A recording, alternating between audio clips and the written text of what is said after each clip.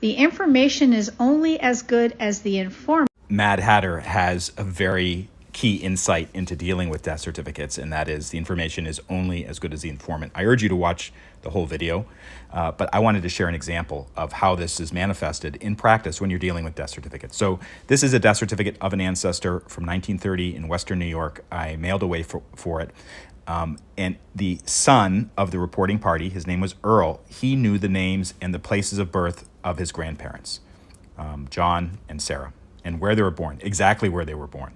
Now, 5 years later, his first cousin reported a death in the family, but she did not know the name of her grandfather and did not know exactly where they were born in Ireland, although she was able to say that they were born in Ireland.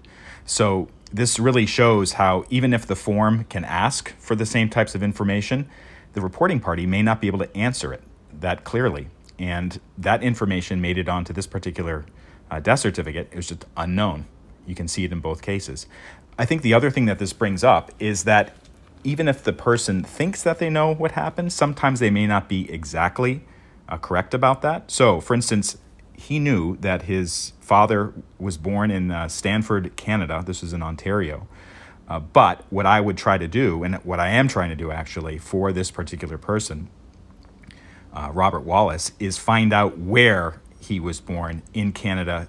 Was it Stanford, as his son stated on the death certificate, or do the records, the birth records or a marriage record, does that actually state something else? So that's why it's always important to find other sources of information that can provide context or verify information on a death certificate.